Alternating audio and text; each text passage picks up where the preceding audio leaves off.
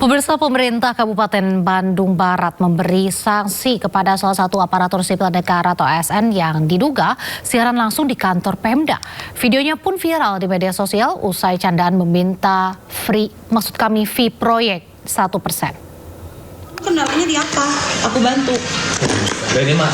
Gak usah kayak apa biar kamu bagi-bagi.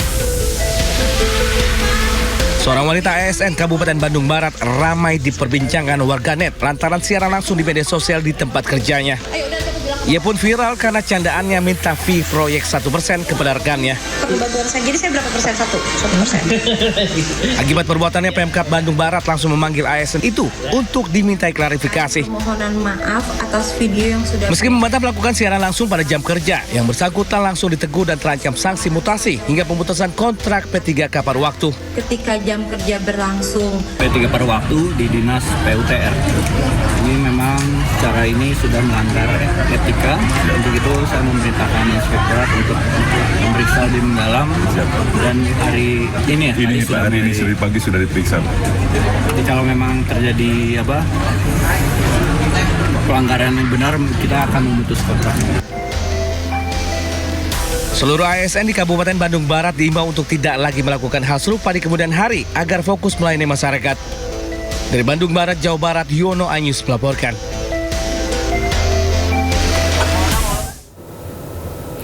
Pemirsa, menyambut HUT ke-81 kemerdekaan Indonesia, bendera merah putih raksasa berkibar di kawasan Bukit Paralayang Rindam 17 Cendrawasih, Gunung Cyclop, Kabupaten Jayapura, Papua. Pengibaran bendera merah putih jadi simbol persatuan dan semangat kemerdekaan.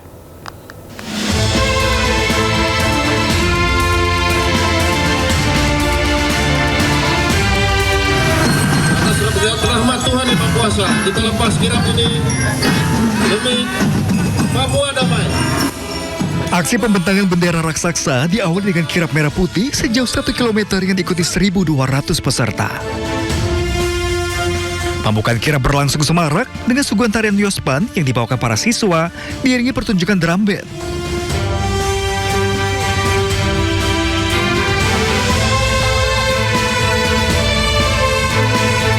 Para peserta secara gotong royong membentangkan bendera merah putih berukuran 120 meter x 80 meter di lereng Gunung Cyclop Sentani, Kabupaten Jayapura.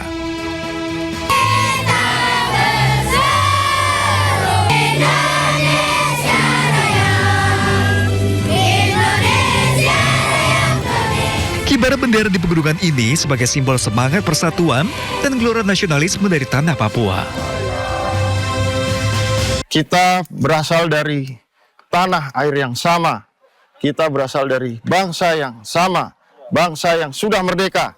Bersama-sama kita menanamkan wawasan kebangsaan dan menanamkan kesadaran untuk maju mewujudkan Papua damai dan menuju Indonesia maju. Momentum tersebut sekaligus menegaskan komitmen seluruh elemen masyarakat untuk jaga persatuan, keberagaman dan keutuhan NKRI.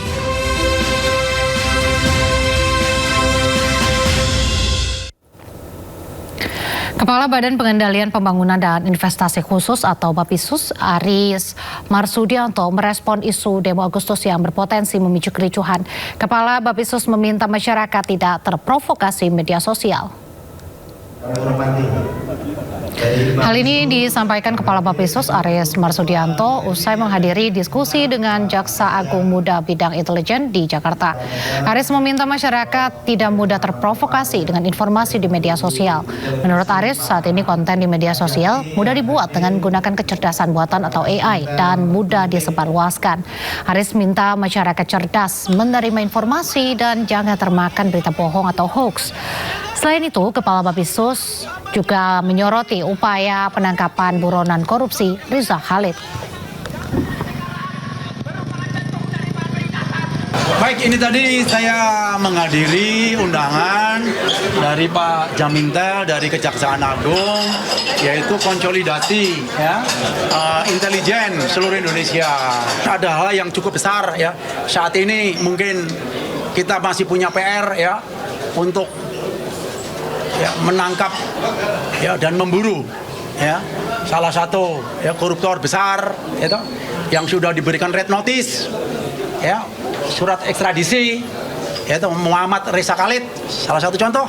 Ya, ini sedang kita ungkap ya. Juga kalau ada narasi-narasi yang ingin merusak itu memecah belah, dan kita tahu kemarin di media sosial juga ramai soal mau dipagari. Dengan media-media sosial yang notabene itu diluncurkan atau dikeluarkan oleh orang-orang yang tidak bertanggung jawab ya. Informasi berikutnya, pemirsa, ancaman kebakaran hutan dan lahan atau karhutla kembali meningkat di Kabupaten Bangka Barat, Kepulauan Bangka Belitung. Dalam 2 bulan terakhir, puluhan titik karhutla terdeteksi dengan luas lahan terbakar mencapai puluhan hektar.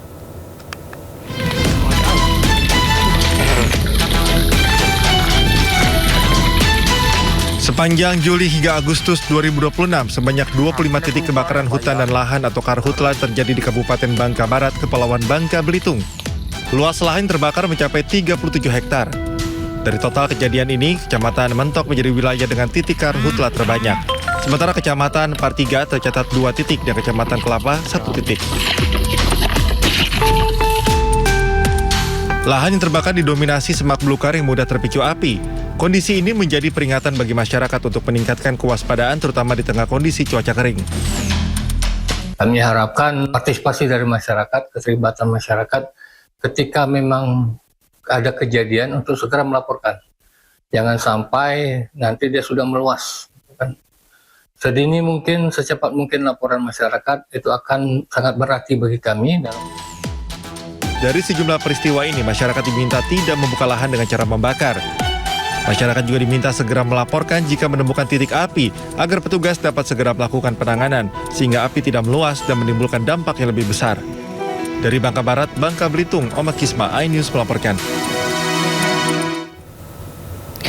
Kebakaran hutan dan lahan di Palangkaraya, Kalimantan Tengah terus meluas hingga mendekati permukiman warga.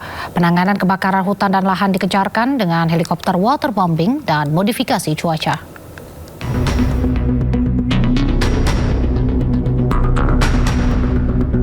Kebakaran hutan dan lahan saat musim kemarau dan cuaca panas di Palangkaraya, Kalimantan Tengah terus meluas. Cuaca panas disertai hembusan angin kencang membuat kobaran api dengan cepat menjalar, melalap semak belukar dan lahan gambut kering. Pemadaman yang dilakukan petugas terkendala minimnya sumber air dan sulitnya akses menuju lokasi kebakaran. Kebakaran lahan di Petuk Ketimpun telah terjadi sejak Senin sore dan telah membakar lebih dari 174 hektar yang tersebar di 4 kecamatan. Lahan yang terbakar bahkan telah mendekati permukiman warga.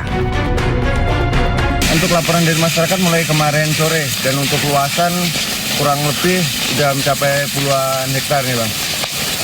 Dan untuk permukiman kurang lebih 100. Kalau yang dari jalan sebelah kemungkinan sekitar 200 meter lagi sudah masuk ke permukiman. Pemerintah Provinsi Kalimantan Tengah terus mengintensifkan penanganan kebakaran hutan dan lahan, mulai dari koordinasi dengan unsur terkait, penambahan armada helikopter waterbombing, hingga operasi modifikasi cuaca untuk membantu mengendalikan kebakaran.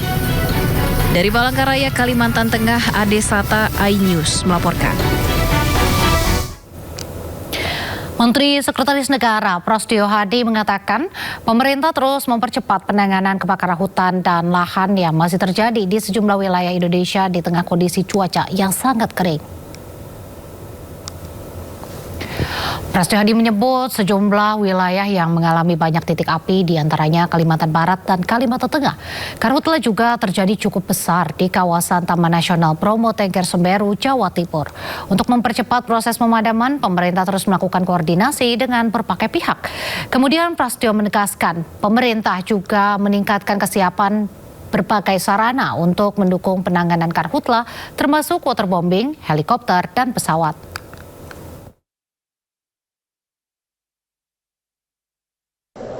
Dalam rangka atau dari masa El Nino ini masih banyak terjadi karhutla di sebagian wilayah Indonesia. Beberapa yang sangat banyak jumlah titik api adalah di Kalimantan Barat dan di Kalimantan Tengah, dan yang cukup besar terjadi di Jawa Timur di Taman Nasional Bromo Tengger Semeru.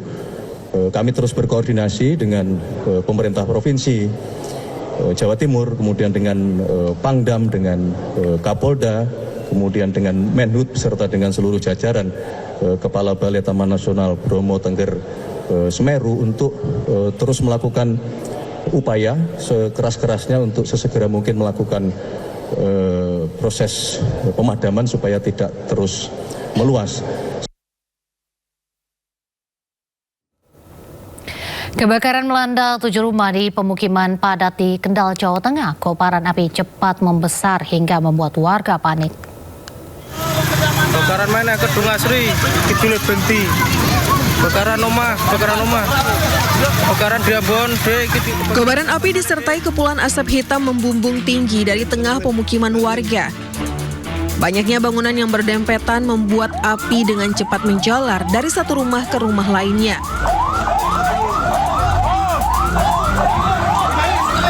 Empat unit mobil pemadam kebakaran bersama bantuan tangki air dari PMI dan BPBD dikerahkan ke lokasi. Tiupan angin yang cukup kencang memperparah kondisi. Api terus membesar dan menghanguskan bangunan yang sebagian besar berbahan kayu. Warga hanya bisa menyelamatkan barang-barang yang masih sempat dievakuasi sebelum rumah mereka habis dilalap api. Api diduga pertama kali muncul dari rumah milik warga yang digunakan untuk berjualan obat pertanian dan pupuk. Api kemudian merembet ke rumah kosong di sampingnya, kemudian meluas ke rumah-rumah lain di sekitarnya. Tidak ada korban jiwa dalam peristiwa ini, namun kerugian material diperkirakan mencapai ratusan juta rupiah.